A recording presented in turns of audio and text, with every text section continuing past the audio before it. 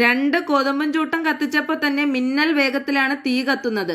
1 കലം വെള്ളം ഞൊടിയിടയിൽ ചൂടാക്കാം. കഞ്ഞിയോ ചോറോ അതും പെട്ടെന്ന് തയ്യാറാക്കാം. വളരെ കുറച്ച് വിറക് കൊണ്ട് മാത്രം പോകാം റോക്കറ്റ് അടുപ്പുണ്ടാക്കാൻ. ഗ്യാസിനും വിറകിനും തീ വിലയാണ്. ഉപ്പ് തൊട്ട കർപ്പൂരം വരെ വിലയാണ്. കുറച്ച് വിറകുണ്ടെങ്കിൽ മറ്റടുപ്പുകളിൽ ചിലവാകുന്നതിനേക്കാൾ വളരെ കുറച്ച് വിറക് കുറേ കാലം ഉപയോഗിക്കാം.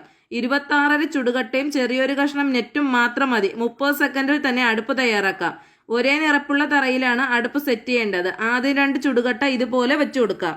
രണ്ടാമത് ഒരു കട്ടയുടെ നേർപകുതിയും ഒരു കട്ടയും അടുപ്പിന്റെ പുറകുവശത്തായി ഇതുപോലെ വെച്ചു കൊടുക്കണം. പിന്നെ വേണ്ടത് ഇരുമ്പിന്റെ നെറ്റാണ്. നെറ്റ് വെക്കുന്നത് എന്തിനാണെന്ന് വെച്ച് കഴിഞ്ഞാൽ നെറ്റിന് മുകളിൽ വിറകും വെക്കാം, അടിയിൽ ചാരവും വീഴും. അതിനാണ്. നെറ്റിന് മുകളിലും ഇതുപോലെ തന്നെ കട്ട അടുക്കി കൊടുക്കണം. ചെറിയ കട്ട നേരത്തെ വെച്ചതിന്റെ ഓപ്പോസിറ്റ് സൈഡിൽ വേണം വെച്ചു കൊടുക്കാനായിട്ട്. അപ്പം നല്ലോണം ബാലൻസ് ആവും. മൊത്തം 3 ലെയർ ഇതുപോലെ അടുക്കി വെക്കണം. ആദ്യം നമ്മൾ ബേസ് വെച്ചു, പിന്നെ അതിന് മുകളിൽ നെറ്റ് വെച്ചു, മുകളിൽ 2 തട്ട് കട്ടയും വെച്ചു.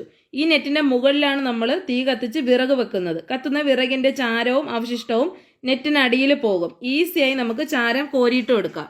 അടുത്ത ലെയർ കട്ട വെക്കുന്നത് അടുപ്പിന്റെ തുറന്നിരിക്കുന്ന ഭാഗത്തായിട്ടാണ്. ക്രോസ് ചെയ്ത് വെക്കണം. ഇനി നമുക്ക് മുറിക്കട്ടയുടെ ആവശ്യം വരുന്നില്ല. മുഴുവൻ കട്ട മതിയാവും. ഓരോ സൈഡിലും ഇതുപോലെ തന്നെ ബാലൻസ് ചെയ്ത് കട്ട അടുക്കി കൊടുക്കണം. അടുപ്പിന്റെ തുറന്നിരിക്കുന്ന ഭാഗത്ത് ക്രോസ് ചെയ്ത് വെച്ച കട്ട ബാലൻസ് ആകുന്നതിന് വേണ്ടിയിട്ട് അടുത്ത ലെയർ വെക്കുമ്പോൾ ഇതുപോലെ അടുക്കി വെച്ചു കൊടുക്കുക. ഓരോ കട്ടയും ക്രോസ് ചെയ്ത് ബാലൻസ് ചെയ്ത് വെച്ചു കൊടുക്കണം. 4 ലെയർ ഇതുപോലെ അടുക്കി വെച്ചു കൊടുക്കണം കെട്ട. അങ്ങനെ ടോട്ടൽ മൊത്തം 7 ലെയർ അടുക്കണം. ആദ്യത്തെ നമ്മൾ 3 ലെയർ അടുക്കി വെച്ചല്ലോ. ഇപ്പോഴും നമ്മളൊരു 4 ലെയറും കൂടി അടുക്കി വെച്ച്. അങ്ങനെ ആകെ മൊത്തം 7 ലെയർ. പറഞ്ഞ് തീരുന്നതിന് മുൻപ് തന്നെ റോക്കറ്റ് അടുപ്പ് റെഡിയാവും. ഒരു 30 സെക്കൻഡ് മാത്രം മതിയാവും. ഒരു 30 സെക്കൻഡിനുള്ളിൽ തന്നെ അടുപ്പ് റെഡിയാവുന്നതാണ്. ഇതിന് പ്രത്യേകിച്ച് സിമന്റ് കുഴച്ച് വെക്കേണ്ട ആവശ്യം വരുന്നില്ല. അല്ലാതെ തന്നെ സ്ട്രോങ് ആണ്.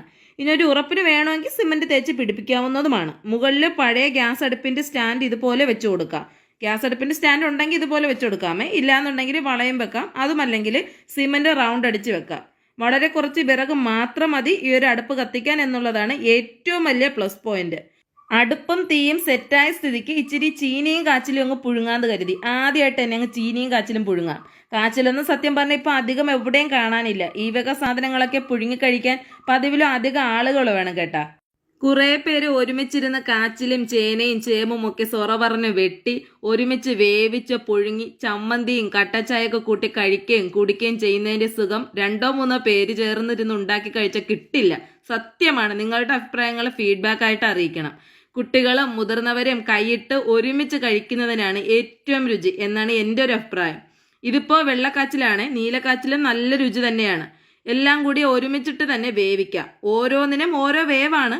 പരന്ന പാത്രത്തിലിട്ട് പുഴുങ്ങുകയാണെങ്കിലേ വേവ് അനുസരിച്ച് ഓരോന്നും നമുക്ക് മുന്നേ കോരിയിട്ട് എടുക്കാവുന്നതാണ്. ഞാൻ പരന്ന പാത്രത്തിലാണ് പുഴുങ്ങാനായിട്ട് വെക്കുന്നത്. അതാകുമ്പോൾ ചീനിയാണ് ആദ്യം വേകുന്നതെങ്കിൽ ആദ്യം നമുക്ക് അത് തന്നെ ഇനി കോരിയിട്ടെടുക്കാം. വളരെ പെട്ടെന്ന് തന്നെ സംഭവം തിളയ്ക്കും കേട്ടോ. തിളച്ചു കഴിഞ്ഞാൽ ആവശ്യാനുസരണം ഉപ്പ് ചേർത്ത് കൊടുക്കാം.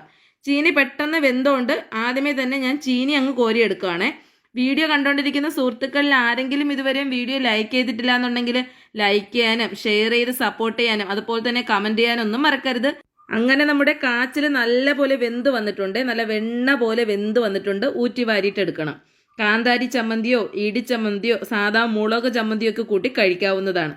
ഒപ്പം നല്ല സ്ട്രോങ് ആയിട്ടുള്ള കട്ടൻ ചായയും ഒരു പ്രത്യേക തരം ഫീലാണ്. കഴിക്കാനായിട്ട് ഒരുപാട് പേരൊക്കെ വേണം കേട്ടോ. നുള്ളിയും പറക്കിയും തികയാതെയൊക്കെ വരണം. എങ്കിലാണ് ആ ഒരു നമ്മുടെ ഇതുപോലെ പുഴുങ്ങുന്ന ഐറ്റംസിനൊക്കെ രുചി കൂടുതൽ അറിയുന്നത്. അപ്പോൾ ഇതുപോലുള്ള വീഡിയോകൾക്കായിട്ട് ഞങ്ങളുടെ ഫേസ്ബുക്ക് പേജ് ആയിട്ടുള്ള മാളൂസ് കുക്കിംഗ് ആയിട്ടൊക്കെ ഫോളോ ചെയ്യാൻ മറക്കല്ലേ.